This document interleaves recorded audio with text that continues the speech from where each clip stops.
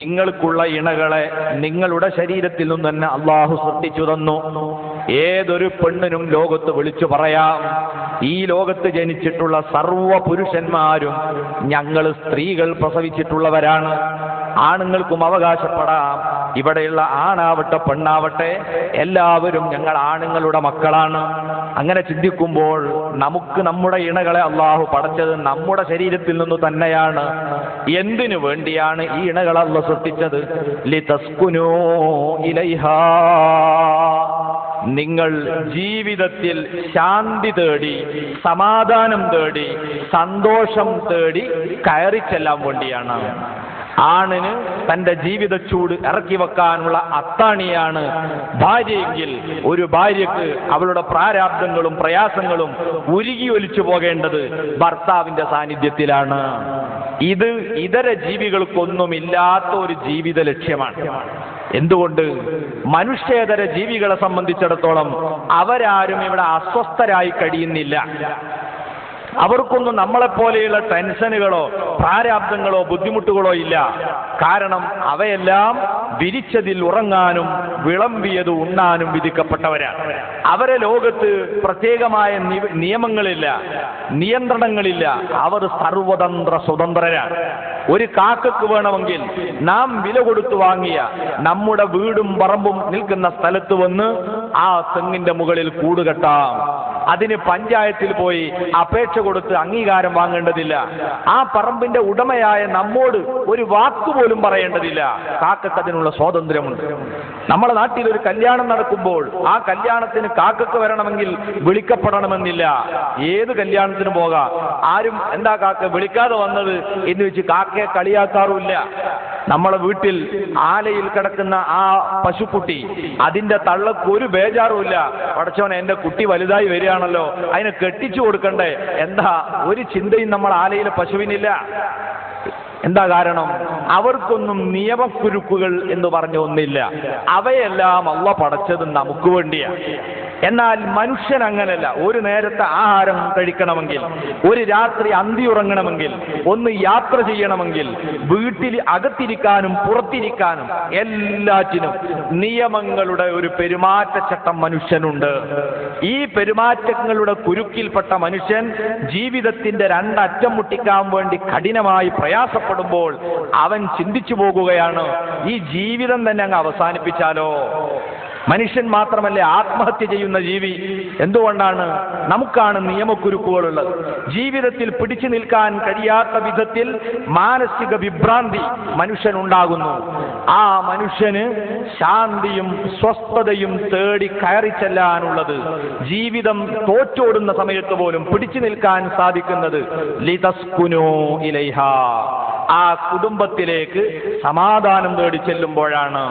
ഇതാണ് മനുഷ്യരുടെ കുടുംബജീവിതത്തിന്റെ പ്രധാനപ്പെട്ട ലക്ഷ്യമായി പരിശുദ്ധ ഖുർആൻ നമ്മളെ പഠിപ്പിക്കുന്നത്. അപ്പോൾ ഒരാൾ കുടുംബത്തിലേക്ക് കടക്കുന്നതോടെ, ഒരു വിവാഹ ജീവിതത്തിലേക്ക് പ്രവേശിക്കുന്നതോടെ അയാൾ സന്തുഷ്ടനായിരിക്കണം, സമാധാനമുള്ളവനായിരിക്കണം, പക്വതയുള്ളവനായിരിക്കണം, എല്ലാ അർത്ഥത്തിലും മാനസികമായ നില ഭദ്രമായവനായിരിക്കണം. ആ അർത്ഥത്തിലുള്ള ഒരു കുടുംബമായി നമ്മുടെ കുടുംബം മാറണമെങ്കിൽ കുടുംബത്തിന്റെ സംതൃപ്തമായ ഗമനത്തിനു വേണ്ടി ഇസ്ലാം മുന്നോട്ട് വെച്ച മാനദണ്ഡങ്ങളെ നമ്മൾ നന്നായി പരിഗണിക്കണം. ഒന്നാമതായി, കുടുംബം എന്ന് പറയുന്നത് ഒരു കൂട്ടു സംരംഭമാണ്. ഒറ്റക്ക് കുടുംബം ഉണ്ടാവില്ലല്ലോ. ഏറ്റവും ചുരുങ്ങിയ ഒരു ഭാര്യ ഭർത്താവ്, അത് വികസിച്ച് മക്കൾ, അവരെ കല്യാണം കഴിച്ചാൽ പിന്നീട് മരുമക്കള്, പുതിയാപ്പളമാര്, അമ്മായിമ്മ, നാത്തൂന്, അമ്മോശൻ, ഇങ്ങനെ വൈവിധ്യമാർന്ന വൈപുല്യങ്ങൾ നമ്മുടെ കുടുംബത്തിന് രൂപപ്പെടുകയായി. ഇങ്ങനെയുള്ള ഒരു കൂട്ടു സംരംഭത്തിന് നേതൃത്വം കൊടുക്കാൻ ഒരാളെ ഇസ്ലാം നിശ്ചയിക്കുന്നുണ്ട്. ഇതാർക്കും ബോധ്യമാകുന്ന ഒരു മാനദണ്ഡം. ഇപ്പൊ നമ്മുടെ പള്ളി കമ്മിറ്റി 15 മെമ്പർമാരുള്ള ഒരു പള്ളി കമ്മിറ്റിയാണെങ്കിൽ എല്ലാ മെമ്പർമാർക്കും തുല്യ അവകാശമാണോ? അല്ല. ഒരാൾ പ്രസിഡന്റാ. പ്രസിഡന്റിന്റെ അധികാരം മറ്റാർക്കുമില്ല. ഇതെല്ലായിടത്തും നമ്മൾ കാണുന്നില്ലേ? നമ്മുടെ മദ്രസ കമ്മിറ്റിക്കുണ്ട്, നമ്മുടെ നാട്ടിലുള്ള രാഷ്ട്രീയ പാർട്ടികളുടെ കമ്മിറ്റികൾക്കുണ്ട്, ഇതുപോലെ തന്നെ ത്രിതല പഞ്ചായത്തിലുണ്ട്, പാർലമെന്റിലുണ്ട്, ഐക്യരാഷ്ട്രസഭയിലുണ്ട്. ഏതൊരു കൂട്ടുസംരംഭത്തിനും മുന്നിൽ നിന്ന് നേതൃത്വം കൊടുക്കാൻ ഒരു നായകൻ വേണം എന്നത് ശാസ്ത്രീയമായ ഒരു സംവിധാനമായി ലോകം അംഗീകരിച്ചിട്ടുള്ളതാണ്. എന്നതുകൊണ്ട് തന്നെ ഇസ്ലാം പറയുന്നു, കുടുംബത്തിന്റെയും ശരിയായ ഗമനത്തിന് ഒരാൾ മുന്നിൽ നിന്ന് നേതൃത്വം കൊടുക്കണം. ഇതിലാർക്കും തർക്കമുണ്ടാവില്ല. ഇനി ആ നേതൃത്വം ആരെ ഏൽപ്പിക്കണം എന്നത് നമ്മൾ ചർച്ച ചെയ്യുമ്പോൾ ആധുനിക ഫെമിനിസ്റ്റുകൾ പറയും, അങ്ങനെ ഒരു നേതൃത്വത്തെ കുടുംബത്തിൽ ഞങ്ങൾ അംഗീകരിക്കൂല. ഇനി അങ്ങനെ വേണമെങ്കിൽ അത് ഞങ്ങൾ പെണ്ണുങ്ങൾക്ക് കൊടുക്കണം എന്നും പറയാറുണ്ട്. പക്ഷേ ഇവിടെ നമ്മൾ ചിന്തിക്കുക, ഒരു കുടുംബം എന്ന് പറയുന്ന കൂട്ടുസംരംഭത്തിന് എല്ലാ അർത്ഥത്തിലുമുള്ള നേതൃത്വം ആവശ്യമാണെങ്കിൽ ആ നേതൃത്വം അതിന് കൂടുതൽ യോഗ്യതയുള്ളവരെ ഏൽപ്പിക്കണം എന്നതാണ് ഇസ്ലാമിന്റെ കാഴ്ചപ്പാട്. ആ യോഗ്യത ഉള്ളവൻ ആരാണ്? അല്ലാഹുവിന്റെ ഖുർആൻ തന്നെ പറയുന്നു, അർരിജാലു ഖവ്വാമൂന അലൻ നിസാ ബിമാ ഫളലല്ലാഹു ബഅ്ദഹും അലാ ബഅദ് വബിമാ അൻഫഖൂ മിൻ അംവാലിഹിം. ഇസ്ലാം പ്രകൃതിയുടെ മതമാണ്. എല്ലാം പ്രകൃതിപരമായ നിയമങ്ങളാണ്. അല്ലാഹു പറയുന്നു, അർരിജാൽ പുരുഷന്മാർ, ഖവ്വാമൂന അലൻ നിസാ സ്ത്രീകൾ ഉൾക്കൊള്ളുന്ന കുടുംബത്തിന്റെ നേതൃത്വം ഏറ്റെടുക്കേണ്ടത് പുരുഷന്മാരാണ്. അല്ലാഹു പറഞ്ഞു, പുരുഷന്മാരെ കൈകളിലായിരിക്കണം കുടുംബത്തിന്റെ മൊത്തം നേതൃത്വം. എന്നിട്ട് അല്ലാഹു ഒരു ചോദ്യത്തിന്റെ ഉത്തരം എന്നോണം പറയാണ്, ഇസ്ലാമിക സിദ്ധാന്തം അനുസരിച്ച് നാട് ഭരിക്കേണ്ടതും ആണുങ്ങളാണ്, എന്നാൽ കുടുംബമെങ്കിലും പെണ്ണുങ്ങൾക്ക് വിട്ടുകൊടുത്തൂടെ എന്നൊരു ചോദ്യം ഉണ്ടാവും. അതിന് അല്ലാഹു നേരത്തെ മറുപടി പറയാണ്, എന്തുകൊണ്ട് ആണുങ്ങളെ കുടുംബത്തിന്റെയും നേതൃത്വം ഏൽപ്പിച്ചു?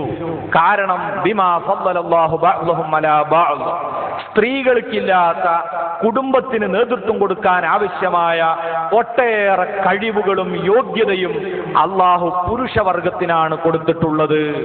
അതുകൊണ്ടാണ് പുരുഷന്മാർ കുടുംബത്തിന്റെ നേതൃത്വം ഏറ്റെടുക്കണം എന്ന് പറഞ്ഞത്.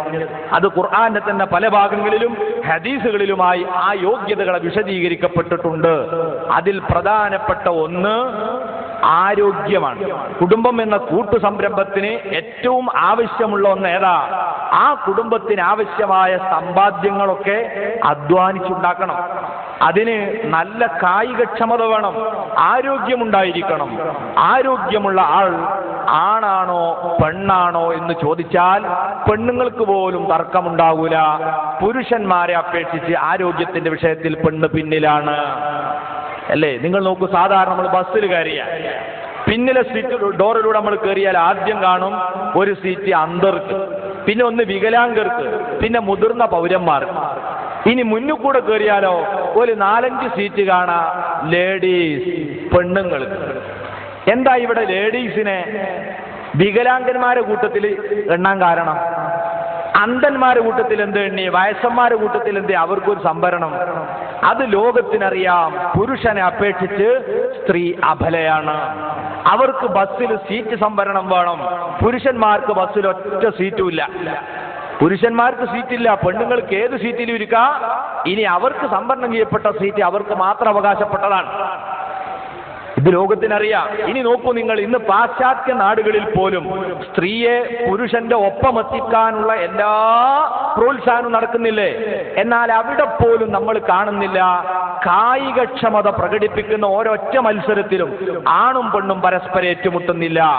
ഫുട്ബോളിലെ, വോളിബോളിലെ, ക്രിക്കറ്റ് കളിയില്ലേ, ഇപ്പൊ നടന്നുകൊണ്ടിരിക്കുന്ന ഹോക്കിയില്ലേ, അതുപോലെ ഗുസ്തി, ഏത് മത്സരം എടുത്തു നോക്കിയാലും പെണ്ണും തമ്മിലാണ് ഏറ്റുമുട്ടൽ. ആണും വേറെയാണ്. എന്തുകൊണ്ട്? സ്ത്രീ പുരുഷ സമ്പൂർണ്ണ സമത്വം അവകാശപ്പെടുന്ന പാശ്ചാത്യർ പോലും ആണിനോട് ഫുട്ബോൾ മത്സരത്തിൽ ഏറ്റുമുട്ടാൻ പെണ്ണിനെ കോർട്ടിലേക്ക് ഇറക്കുന്നില്ല. എന്തുകൊണ്ട് ഗുസ്തിക്ക് ആണിനോട് ഏറ്റുമുട്ടാൻ പെണ്ണിനെ ഇറക്കുന്നില്ല? വിവരറിയും, അതുകൊണ്ടാണ്. അല്ലേ? അപ്പൊ ലോകത്തിനറിയാം, കായിക ബലത്തിൽ ആണും പെണ്ണും തുല്യരല്ല. അതാണല്ലോ പറയുന്നത്, ബിമാ ഫദ്ദലല്ലാഹു ബഅ്ദഹും അലാ ബഅദ്. സ്ത്രീകൾക്കില്ലാത്ത ഒരുപാട് കഴിവ് അള്ളാഹു പുരുഷന് കൊടുത്തിട്ടുണ്ട്. ആ ആരോഗ്യം ഉപയോഗിച്ച് അധ്വാനിച്ച് കുടുംബം പുലർത്തുന്നവനല്ലേ യഥാർത്ഥത്തിൽ കുടുംബത്തിന് നേതൃത്വം കൊടുക്കേണ്ടത്? അധ്വാനിക്കുന്നതും ചെലവാക്കുന്ന ഒക്കെ ഒരാള്, നേതൃത്വം വേറൊരാൾ എന്ന് പറഞ്ഞാൽ ഏത് പ്രകൃതിയാണ് അത് ഉൾക്കൊള്ളാൻ കഴിയും? ഇനി രണ്ടാമത്, ബുദ്ധിപരമായി ആണാണോ പെണ്ണാണോ മുന്നിൽ? നിങ്ങൾ അന്വേഷിച്ചു നോക്കൂ. അവിടെ നമ്മൾ പെൺകുട്ടികൾ പറയും, അത് വിടി, ആരോഗ്യം വേണം നിങ്ങൾക്ക് തരാം, ബുദ്ധി ഞമ്മക്കാണ്. എന്തേ കാരണം? ഈ അടുത്ത കാലം വരെ SSLCയുടെ റിസൾട്ടൊക്കെ വരാറുള്ളത് റാങ്ക് പരുവത്തിലായിരുന്നു. അപ്പൊ അത് മാറി. അന്നൊക്കെ നമ്മൾ പത്രങ്ങളിലെ ഫസ്റ്റ് ഹെഡിങ് എന്നെന്താ? റാങ്കുകളെല്ലാം പെൺകുട്ടികൾ തൂത്തുവാരി. അപ്പൊ ആർക്കാ ബുദ്ധി? നിങ്ങളെന്താ ആണുങ്ങൾക്ക് ബുദ്ധി എന്ന് പറയുന്നത്? അതിനെന്താ മറുപടി പറയാ? യഥാർത്ഥത്തിൽ ബുദ്ധിയുടെ മാനദണ്ഡം എന്താണ്? ഒരാൾക്ക് ബുദ്ധിയുണ്ടോ? അയാളുടെ ബുദ്ധി അളക്കാനുള്ള യഥാർത്ഥ അളവ് പോലെ ഏതാണ്? SLC പോലുള്ള ഒരു പരീക്ഷയല്ല, മറിച്ച് ദൈക്ഷണിക ശേഷിയാണ്. പുതിയ കാര്യങ്ങളെ ആലോചിച്ച് കണ്ടെത്താനുള്ള ക്രിയാത്മകമായ സക്രിയമായ ബുദ്ധിയാണ് യഥാർത്ഥത്തിലുള്ള ബുദ്ധി. SSLC പോലുള്ള പരീക്ഷയിൽ